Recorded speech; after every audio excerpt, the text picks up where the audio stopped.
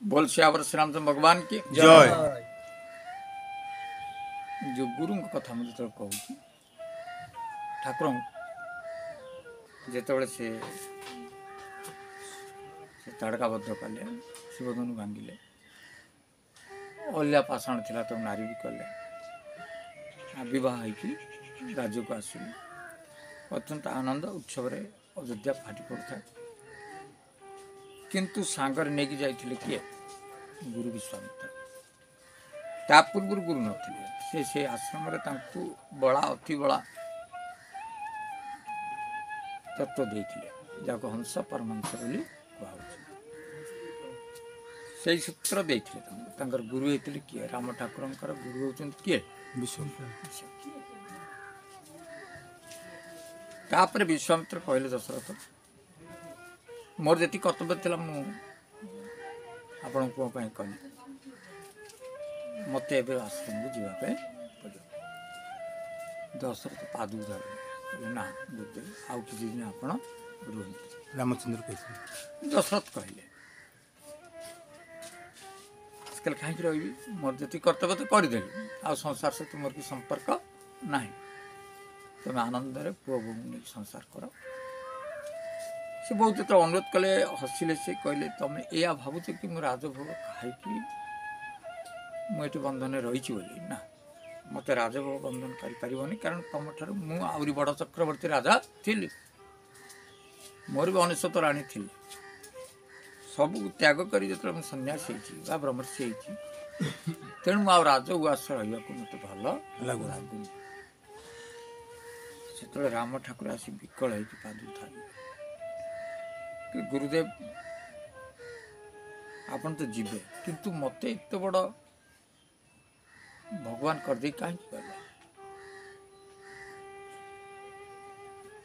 अरे राम मु कौन कली ना आपण मत कृपा करेले आपण कृपा करे द्वारा मु ताड़का को मारि ना मोर कौन दशरथ पुओ हिसाब से शक्ति नाला शक्ति तो आपण कर अल्या को नारी रूप उद्धार है सी भी मोर किसी नाला सब आपण कृपा करते एमती शिवधनु भांगा भी केवल आपण कृपा ना जहाँ 88,000 मल्ल उठे पार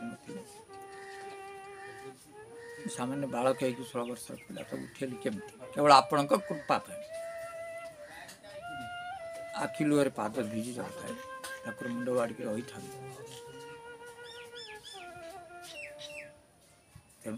बहुत विकल राम ठाकुर जदि संसार में मुझे बड़ हो मो गुरु बड़ ना आउ कहीं ना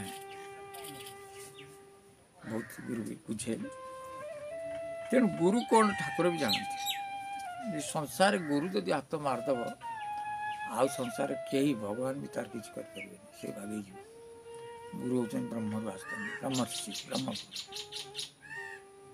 बुझे गुरु केते बड़ कथा आ संसार अर्थ किसी कथा कहूँ थे गोटे शव 4 जन कांदी आउ जड़े 2 जन पछर चलते शव दाह करने शव दाह जगह जो मशाणी नौ सकाल सकाल लोकटी राति मरी था भोर भोर नौ देखिले जे गोटे दुकानी से उठिकी धूप लगे से दुकान में बुलाऊ दंड फूल ये जो पछर जाऊा लोक से देखला गली तो अनेला से दुकान किसी ना जिनस किसी कौन बेपार से भीतर किसी ना केवल गोटे धूप बुलाऊ ठाकुर आज्ञा आमने सन्देह है ये जो धूप बुलाऊँ ठाकुर डाकुची आज बेपारटा भल चलो कि बेपार तो किसी ना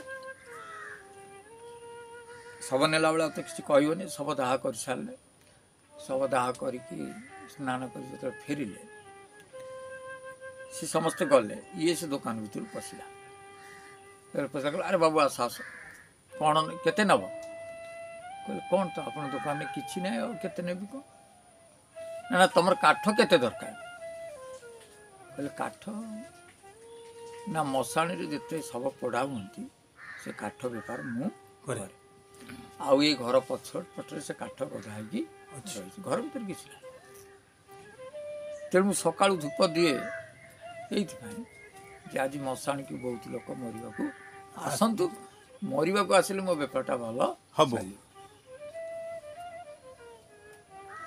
ମାନେ ଶିବ ଠାକୁରଙ୍କୁ ପୂଜୁଛି ଯେ ଆପଣ ତ ମଶାଣିରେ ରୁହନ୍ତୁ, ମୋତେ କୃପା କରନ୍ତୁ, ଆଜି ବେଶୀ ଲୋକ ମରନ୍ତୁ ଆଉ ମୋ ବେପାର ଭଲ ଚାଲୁ। ସଂସାର ଲୋକ ବୁଝୁଛି ନା, ଆଜ୍ଞା ଧନ ପାଇଁ ଠାକୁରଙ୍କୁ ମାଗୁଛି ଯେ ଆଜି ଘର ଲୋକ ମରିଗଲେ ଚଳିବ କିନ୍ତୁ ମୋ ବେପାର ଭଲ ହବା। ଆପଣ ବାବା କ'ଣ ଡକ୍ଟର କରୁନାହାନ୍ତି କି? ଡକ୍ଟର ସେ ସବୁ ସେ ଚାହୁଁଛି ତାହେଲେ କେତେ ଯୋଉଠି ଠାକୁର ପୂଜା କରୁଛନ୍ତି ଆଜ୍ଞା ତାଙ୍କର କେବଳ ସ୍ୱାର୍ଥ ରହୁଛି ଅନ୍ୟର କ୍ଷତି କରି ତା ବେପାରଟା ଚାଲିବ। ଆଜ୍ଞା କାଲି ବି ଦେଖିବ ଆମ ଜଣେ ସେ ଯେଉଁ ପୁଟୁଳି ବଣିଆ ଦୋକାନ କରିଛି, ସିଏ 8-10ଟା ଗାଁର ଲୋକଙ୍କୁ ରଖିଛି। ଯଦି କେଉଁ ଗାଁରେ କିଏ ମରିବା ଆରମ୍ଭ ହେଇଗଲା ବା ପ୍ରକ୍ରିୟା ଆରମ୍ଭ ହେଲା, ସୁଖୁ ସୁଖୁ ହେଲା, ଇଏ ସେତେ ଖୁସି ହୁଏ, ମାଲ ଅଧିକା କିଣିକି ରଖେ, କାରଣ ସବୁ ମାଲ ଏଉଠୁ ଯିବ। ଜଣେ ମୃତ୍ୟୁରେ ବି ଦୋକାନୀ ଖୁସି ହେଉଛି, ହଁ ତା ବେପାର ପାଇଁ। ରୋଗରେ ବି ଜଣେ ଖୁସି ହେଉଛି। ଏଇ ଅଦାଲତରେ ମାଡ଼ ପିଟି ପାଇଁ ଓକିଲ ବସିଛନ୍ତି ଧୂପ ଦେଇକି ଯେ ଏ କେସ୍ କେତେ ଆସିବ। ତେଣୁ ସଂସାରରେ ସବୁ ବେପାର। ତାହେଲେ ଠାକୁର କ'ଣ କରିବେ? ଶିବଧନୁ ଭାଙ୍ଗିଲା ବେଳେ ଯେତେବେଳେ ଗୋଟିଏ ରାଜା ଯାଉଥାଏ ଶିବଧନୁ ଭାଙ୍ଗିବା ପାଇଁ, ସେତେବେଳେ ସିଏ ଯେତେବେଳେ ଗଣେଶ ଠାକୁର ହେଉଛନ୍ତି ଅଗ୍ରଦେବତା, ଆଉ ଗଣେଶଙ୍କୁ ପୂଜା କରିବା ଦ୍ୱାରା ଆମର ସମସ୍ତ କାର୍ଯ୍ୟ କ'ଣ ହୋଇଯାଏ? ହାଲକା ହୋଇଯାଏ। ଅର୍ଥାତ୍ ମୂଷା ଯେମିତି ଗଣେଶକୁ ବନ୍ଦ କରିପାରୁଛି, ଅର୍ଥାତ୍ ଗଣେଶ ଏତେ ହାଲକା। ତେଣୁ ଆମ କାର୍ଯ୍ୟ ସୁଧାର ରୂପେ ହେଇଯିବା ଦରକାର। ତେଣୁ ଗଣେଶ ପୂଜା କରାଯାଏ। ବିଘ୍ନ ନାଶକ, କୌଣସି ବିଘ୍ନ ପଡ଼ିବ ନାହିଁ। ଅର୍ଥାତ୍ ଯେଉଁ ରାଜା ଗଲା ଶିବଧନୁ ଭାଙ୍ଗିବା ପାଇଁ, ସେ ଡାକିଲା କାହାକୁ? ଗଣେଶ। ଯେ ଶିବଧନୁ ହାଲକା ହେଇଯାଉ, ମୁଁ କ'ଣ କରିବି ନା ଶିବଧନୁ ଭାଙ୍ଗି ପାରିବି। କିନ୍ତୁ ସିଏ ଯେତେବେଳେ ଏଇ କଥା ପ୍ରାର୍ଥନା କରୁଛି କାହାକୁ? ଗଣେଶଙ୍କୁ। ଆଜ୍ଞା ଆଉ ଯେଉଁ ଲକ୍ଷେ ରାଜା ରହିଲେ, ସେ ଯେଉଁ ଲକ୍ଷେ ରାଜା ରହିଲେ, ସିଏ ଗଣେଶଙ୍କୁ ଡାକୁଛନ୍ତି ଯେ ଠାକୁର ତମେ ତାଙ୍କୁ କୃପା କର ନା, ସେ ଯେମିତି ଉଠେଇ ନ ପାରେ। ଜଣେ ଡାକୁଛି ଗଣେଶ ଠାକୁର ତମେ ମୋତେ କୃପା କର, ମୁଁ ଶିବଧନୁ ଉଠେଇଦେବି, ଭାଙ୍ଗିଦେବି। କିନ୍ତୁ ଲକ୍ଷେ ରାଜା ତା ବିରୁଦ୍ଧରେ ଯାଇ କହୁଛନ୍ତି ସେଇ ଗଣେଶଙ୍କୁ ଯେ ତାକୁ କୃପା କର ନା, ସେ ଶିବଧନୁ ନ ଭାଙ୍ଗି ପାରୁ। ତେଣୁ ଏଠି ରାଜା ପରସ୍ପର ବିରୋଧୀ ହେଇଗଲେ। ଆଜ୍ଞା ଜଣେ ଉଠିବା ପାଇଁ ଯେଉଁ ଠାକୁରଙ୍କୁ ଡାକିଲେ, ଆଉ ଲକ୍ଷେ ଲୋକ ତା ବିରୁଦ୍ଧରେ ଗଲେ। ମୋ କହିବାର ଅର୍ଥ ବୁଝିବୁଛି? ଆଜ୍ଞା ସଂସାର ଆମେ ଠାକୁରଙ୍କୁ ଯେଉଁ ପାଇଁ ଡାକନ୍ତି, ଆମର କ୍ଷତି କରିବା ପାଇଁ ଲୋକ ବି ସେଇ ଠାକୁରଙ୍କୁ ଦେଖୁଛୁ। ତେଣୁ ଠାକୁର ଇଏ ଲାଭ କ୍ଷତି ଭିତରେ ନାହାନ୍ତି, କେବଳ କର୍ମଫଳକୁ ଦେଖିକି କର୍ମଫଳ ଦେବ। ନିଜେ କର୍ମ କରିବ, ଫଳ ନେବ। ଏଇ ଯେଉଁ ଡାକି କିଏ କହିଦେଲେ ତମର କ୍ଷତି କରିବ, ଏଟା ଅସମ୍ଭବ। ବୁଝିଗଲେ? ଆଉ ଯଦି ଏମିତି ଡାକି ଠାକୁର କହୁଥାନ୍ତି ତାହେଲେ ସମସ୍ତେ ବି କ୍ଷତି ହେଇଯାଆନ୍ତି। ଥରେ ଆମ ସାଧାରଣ ଲୋକଙ୍କ କଥା ଛାଡ଼, ଯେ 20 ବର୍ଷ ତପସ୍ୟା କରୁଥିଲେ ଛିଡ଼ା ହେଇକି 2 ଜଣ ସାଧୁ। ଆଜ୍ଞା 2 ଜଣ ସାଧୁ ଛିଡ଼ା ହେଇକି ତପସ୍ୟା କରୁଥିଲେ ଶିବ ଠାକୁର। ଅନ୍ନ ଜଳ ଛାଡ଼ି ଦେଇଥିଲେ। 20 ବର୍ଷ ପରେ ଠାକୁର ଯେତେବେଳେ ଆସିଲେ, କହିଲେ ମୁଁ ତ ବହୁତ ଖୁସି ଅଛି ତମ 2 ଜଣଙ୍କୁ ବର ଦେବା ପାଇଁ, କିନ୍ତୁ କିଏ କ'ଣ ବର ମାଗୁଛ? ସେ ପ୍ରଥମ ସାଧୁ କହିଲା ନାଇଁ ସେ ଆଗେ ମାଗି ସାଧୁ। ସେ କହିଲେ ନାଇଁ ସିଏ ଆଗେ ମାଗି। ଅର୍ଥାତ୍ ସାଧୁମାନଙ୍କ ଭିତରେ ରହୁଥାଏ, ଯଦି ମୁଁ ମାଗିବି ଯାହା ମୋ ଠାରୁ ସେ ଅଧିକା ମାଗିଦେବ। ତେଣୁ ସିଏ କ'ଣ ଆଗେ ମାଗୁ, ମୁଁ ତା ମାଗିବା ଜାଣିଲା ପରେ ମୁଁ ତାଠୁ ଅଧିକା ମାଗିବି। ଆଜ୍ଞା ଶିବ ଠାକୁର ଚିନ୍ତା କଲେ, କହିଲେ ନାଇଁ ନାଇଁ ଏଥିରେ କିଛି ଡରିବାର ନାହିଁ, କିନ୍ତୁ ପ୍ରଥମେ ଯିଏ ମାଗିବ ମୁଁ ତାକୁ ଯାହା ଦେବି ଆଉ ଜଣଙ୍କର ତାର ଡବଲଟା ହେବ। ଯେ ପଛକୁ ରହିବ ସେ ତାର ଡବଲଟା ହେବ। ଯିଏ ଆଗେ ଯାହା ମାଗିବ ଦ୍ୱିତୀୟ ଲୋକର ତା ଡବଲ ହବ। କହିଲେ ମୁଁ ଯଦି ଏବେ ସ୍ୱର୍ଗ ମାଗିବି ସେ ଡବଲ ସ୍ୱର୍ଗ ପାଇବ, ମୁଁ ଯଦି ଯାହା ପୁଣ୍ୟ ମାଗିବି ସେ ଡବଲ ପୁଣ୍ୟ ପାଇବ। ତେଣୁ ଆଗେ ମାଗିବ କିଏ? 2 ଜଣ ମଧ୍ୟରେ ଅଧଘଣ୍ଟେ ଗଲାଣି, ଯେଉଁମାନେ 20 ବର୍ଷ ଧରି ସାଧନା କରିଛନ୍ତି, ପରସ୍ପରକୁ ହିଂସା କରି परस्पर विरोध आचरण करके ठाकुर बर भी मागि पारुनाहांती। तापर शेष जन कहला माग शेष से जड़े कहला ये ठाकुर मोर गोटे गोड़ भांगे तार दीटा गोड़ भांगे। देख साधु विचार आसुची कौन 20 वर्ष तपस्या कला पर भी विचारधारा बदलू नहीं आमे एपर्यंत केबे दुखी होउचंदी केवल पर को अनी तमे जो दिन मोटरसाइकिल गोटे किणव 80,000 टଙ୍କା खुशी किंतु जो दिन तुम घर पाख लोक कार किणदब तुम मोटरसाइकिल दुख पानी उठे तुम खुशी रहिबो नहीं जेपर्यंत कार किणने तुमको तो सुख मिले से जो कार किणदब तुम दुखर परिणत तेणु आम ठारू जेते ऊपर सुखी लोक देखिकी आम भीतर दुख सृष्टि आम के तल को देखती आम ठार दुखी लोक जदि दुखी लोक देख दया आस सुखी लगे दुख आस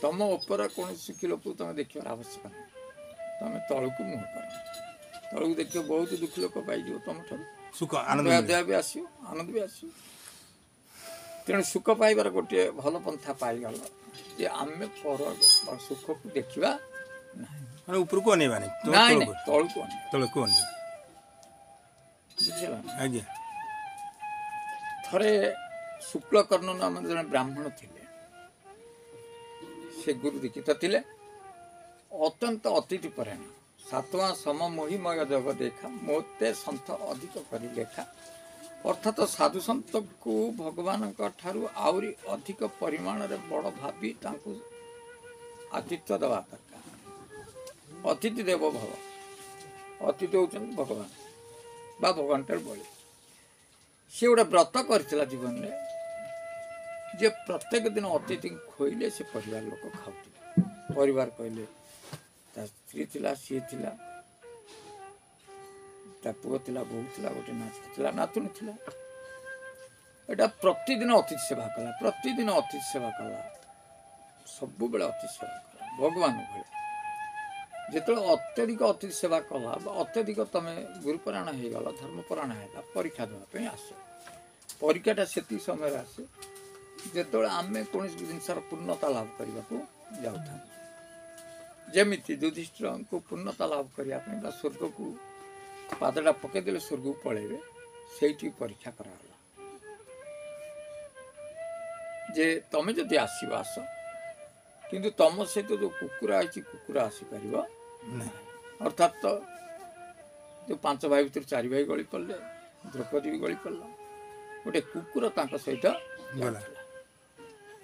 तेणु तांकर धर्मपथरे बंधु किए थिला एक कुकुर बुझे परीक्षा करा से धर्म निजे जाऊला कुकुर रूप युधिष्ठिर कहले जे तुम पाद पकाओ किंतु कुकुर आसीपर से कहला एते पथ जो धर्म पथ को अतिक्रम कर आम जी जन चला आसीचु जदि कुकुरटी न जाई परिबो मु स्वर्ग जीवी मुझू फेर तापरे देखियो से कुकुर धर्म रूप धारण कर तामाने शेष पहाच जो पाद पकईदे स्वर्ग से परीक्षा अच्छी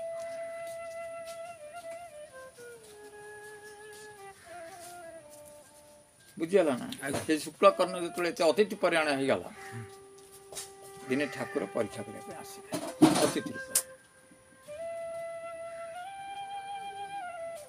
अतिथि रूप जो आसिले ये ता पुओ सारू कोड़ुची सारू बिलर सारू कोड़ुची जे तक्षक बा गोख साप दंशन करे दंशन करे सेपटे ठाकुर ब्राह्मण बेसर आसुचंदी एपटे पुओ को सर्पाघात है कौटी सारू क्यारी भर मत बापा कौन कामुड़ी पकला घर को जोड़ी आसला बेलू प्राण छाड़ी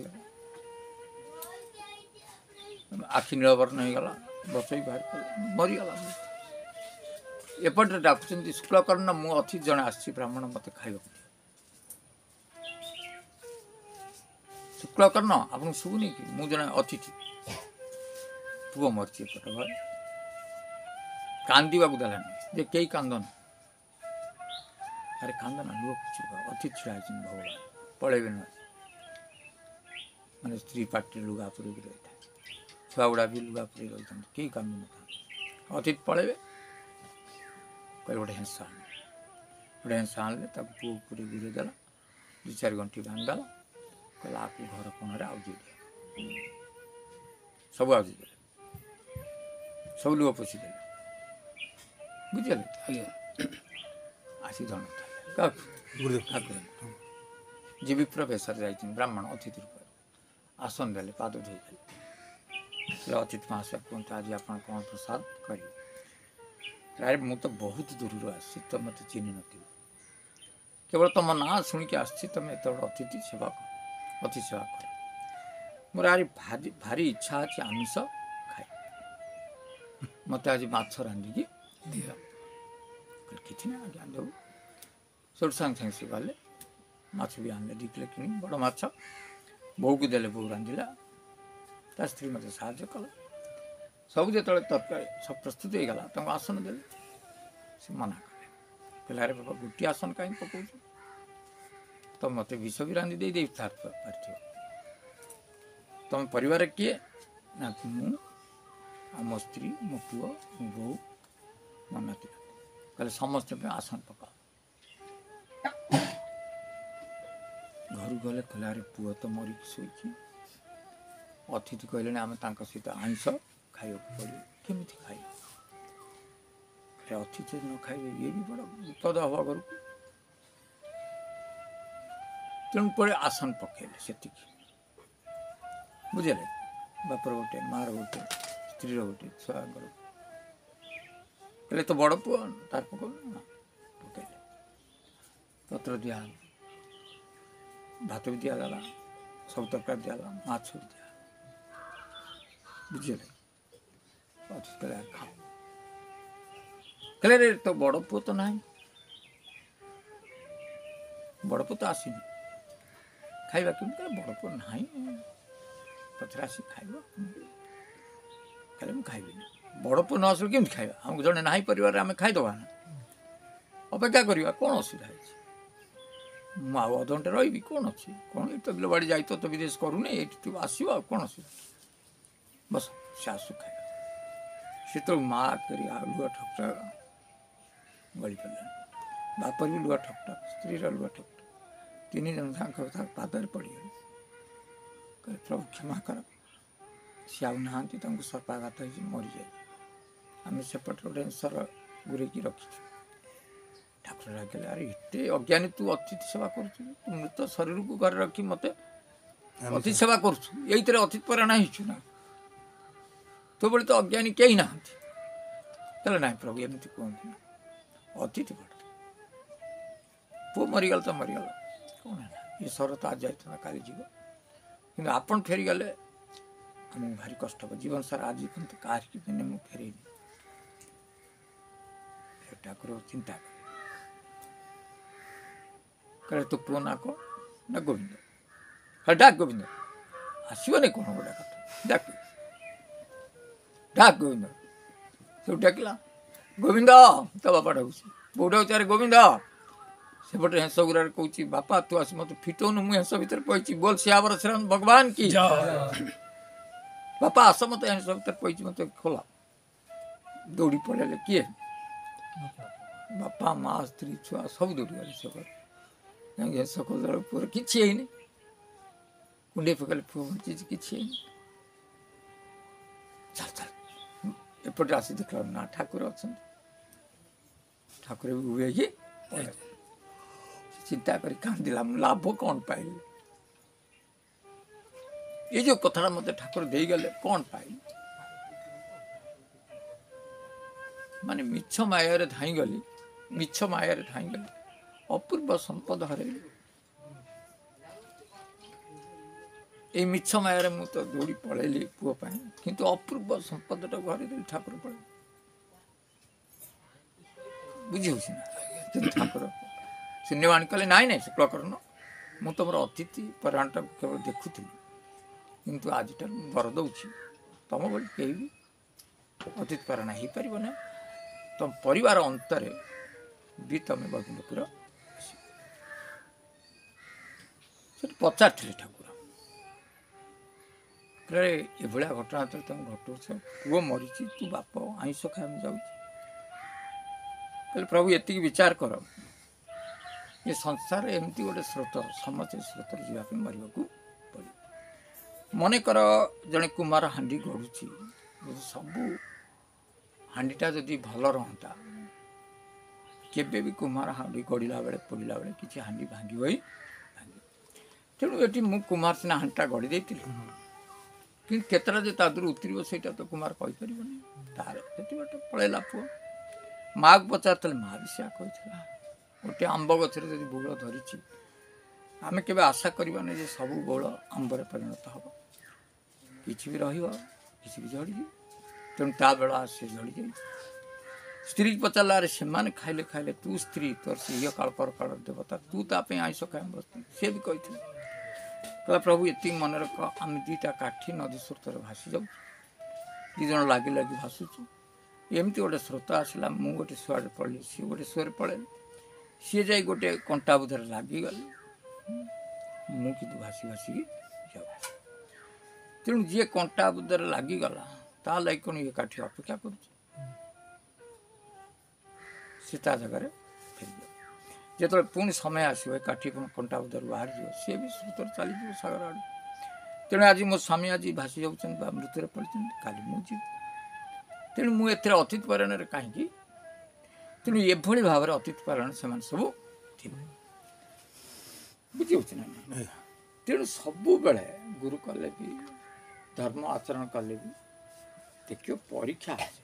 ସେ ପରୀକ୍ଷାରେ ଯେଉଁମାନେ ଉତ୍ତୀର୍ଣ୍ଣ ହେଇଛନ୍ତି ସେଇମାନେ ଠାକୁରଙ୍କର କୃପା ପାଇଛନ୍ତି। ସମସ୍ତ ପାଇଁ ପରୀକ୍ଷା ଅଛି, ପରୀକ୍ଷା ନିଶ୍ଚିନ୍ତ। ଏବେ କ'ଣ ପଚାରୁଥିଲୁ ତୁ ମାଳିକା କଥା? ଭଲ କଥା। ଶିବଙ୍କର ଏକାଦଶ ନିଘଣ୍ଟରେ ହଁ ଲେଖା ଅଛି ବାବା, ହଁ। ଯେ ଯେତେ ଛାୟାସୁତ ରବି, ଯେବେ ଛାୟାସୁତ ରବି, ହଁ ହଁ, ଛାୟାସୁତ ରବି କୁମ୍ଭ ଘେନି ମିନରେ ପ୍ରବେଶ ହେବେ, ହଁ ମେଦିନୀ କମ୍ପିବ ନୁହେଁ ଭୂମିକମ୍ପ, ଅଲେଖିଆ ନାଶ ଯିବେ। ହଁ ଯଦି ଭଣ୍ଡାରା ବୁରି। ହଁ ସବୁ ଏଇ ଯେଉଁ ଛାୟାସୁତ ବୋଇଲେ ଶନି, ଆଜ୍ଞା, ବୁଝିହେଲା କି? ମାନେ ସୂର୍ଯ୍ୟଙ୍କର ସ୍ତ୍ରୀ ଛାୟା, ତାଙ୍କ ପୁଅ ହେଉଛି ଶନି। ଶନି ହେଉଛନ୍ତି 7, ହେଲା ନା? ସେ 7 ବୋଇଲେ ଏ ପାଟି, ନାକ 2, ଆଖି 2, କାନ 2, ଏ ହେଲା 7। ସେ କ'ଣ କହୁଛନ୍ତି? ରବି ଛାୟାସୁତ ରବି କୁମ୍ଭ ଘେନି। ରବି ହେଲେ ରବି ଶୁଣ, ରବି ହେଲେ ଦ୍ୱାଦଶ ବା 12 ଆଦିତ୍ୟ, ମିନରେ ଏକାଦଶ, ପ୍ରବେଶ। ହଁ ମୀନ ହେଲେ 12, ଆଉ କୁମ୍ଭ ହେଲେ 11। ରାଶିରେ 12, ଯେଉଁ 12ଟି ରାଶିରେ କୁମ୍ଭ ରାଶି 11, ସେ 12। ତେଣୁ ମୁଁ ଯେଉଁ ଶେଷ ସୂତ୍ର ଦୁଇଟା ଦେଉଛି, ଯେଉଁ ଏ ତ୍ରିକୁଟର ଅନୁସାର ବିସର୍ଗ, ସେ ହେଉଛନ୍ତି ଏକାଦଶ ଦ୍ୱାଦଶ। ବୁଝିଲେ? ଆଜ୍ଞା, ଇଏ ଯେତେବେଳେ ସବୁ ତ୍ରିକୁଟରେ ପ୍ରବେଶ କରିବେ, ଇଏ ଶନି 7 ପଶିବ, 11 ଅକ୍ଷର ବି ଯିବ, 12 ଅକ୍ଷର ବି ପଶିବ। ତେଣୁ ଏଇ ଗୋଟେ ପରିସ୍ଥିତି ଯେତେବେଳେ ଆସିବ, ସେଟା ଭୂମିକମ୍ପ ନୁହେଁ, ଶରୀର ଭିତରେ କୁଣ୍ଡଳିନୀ ଜାଗ୍ରତ ହେବ। କୁଣ୍ଡଳିନୀ ଜାଗ୍ରତ ନହେଲେ କେହି ବ୍ରହ୍ମରନ୍ଧ୍ରରେ ପଶିପାରିବ ନାହିଁ। ତେଣୁ ସେଟା ଭୂମିକମ୍ପ ନୁହେଁ। ଯଦି ଭୂମିକମ୍ପ ନୁହଁ, ଯେଉଁମାନେ ଲକ୍ଷ୍ୟ ଭେଦିଛନ୍ତି ସେମାନେ ପଶିଯିବେ। ଆଜ୍ଞା, ଅଲେଖ୍ୟ ଅର୍ଥାତ୍ ଯେଉଁମାନେ ଅଲେଖ ନାଶ ଯିବ। କରିନାହାନ୍ତି, ଯେଉଁମାନେ ଗୁରୁ କରିନାହାନ୍ତି, ସେ ସୂତ୍ର ପାଇନାହାନ୍ତି, ସେମାନେ ସେଇଠି ଖପରେ ନାଶ ହେଇଯିବେ ବା ମରିଯିବେ। ସେଇଥି ଲେଖା ହେଇଛନ୍ତି ଯେ ଏତେ ଏତେ ଭକ୍ତ ଉଦ୍ଧାର ପାଇବେ, ଆଉ 7 ଯିବେ ଖପରରେ। ଅର୍ଥାତ୍ ଏଇଥିରେ ପଶିବେ 5 ଜଣ, ଆଉ ଅନ୍ୟମାନେ ଯାଇପାରିବେ ନାହିଁ। ତେଣୁ ଗୁରୁ କୃପା ଯାହାଙ୍କୁ ହେଇଥିବ, ବ୍ରହ୍ମଗୁରୁଙ୍କର କୃପା, ସିଏ ସେ ରନ୍ଧ୍ରରେ ପଶି ପାରିବେ, ବା କୁଣ୍ଡଳୀ ଜାଗ୍ରତ ହେଇଗଲେ ସେ ବ୍ରହ୍ମରନ୍ଧ୍ରରେ ପଶିପାରିବେ। ସେ ଏଇ କଥାକୁ ଲେଖିଛନ୍ତି। ଅଲେଖ୍ୟା ନାଶ ଅର୍ଥାତ୍ ଯେଉଁମାନଙ୍କର ଲକ୍ଷ୍ୟ ଠିକ୍ ନାହିଁ, ଅର୍ଥାତ୍ ଗୁରୁ ଯେଉଁମାନେ ଠିକ୍ କରିନାହାନ୍ତି, ସେ କେବେ ଯାଇପାରିବେ ନାହିଁ। ଅଲେଖ୍ୟା ବୋଇଲେ ସଂସାର ଅଲେଖ ଧର୍ମ କଥା ଲେଖିନାହାନ୍ତି। ଯେଉଁମାନଙ୍କର ଲକ୍ଷ୍ୟ ଠିକ୍ ନାହିଁ, ଯେଉଁମାନଙ୍କର ଉଦ୍ଦେଶ୍ୟ ଲକ୍ଷ୍ୟ ଗୁରୁ ଠିକ୍ ନାହାନ୍ତି, ସେ ପହଞ୍ଚି ପାରିବେନି ତା ଭିତରେ। ସେ ଏଇ କଥାକୁ ସେ ଲେଖିଛନ୍ତି। ଆଜ୍ଞା, ତେଣୁ ଏକାଦଶ ଦ୍ୱାଦଶ ସୂତ୍ରକୁ ଜାଣିବା, ଆଉ ସପ୍ତାହକୁ ତା ଦେହରେ ମିଳେଇ ପାରିବା, ତାହେଲେ ତମେ କୁଣ୍ଡଳୀ ଜାଗ୍ରତ କରିପାରିବ। ଏଇ କଥା ସେ ଲେଖିଛନ୍ତି। ଆଉ ଆଜ୍ଞା, ଜୟ ଶ୍ରୀରାମ। ଜୟ ଶ୍ରୀରାମ।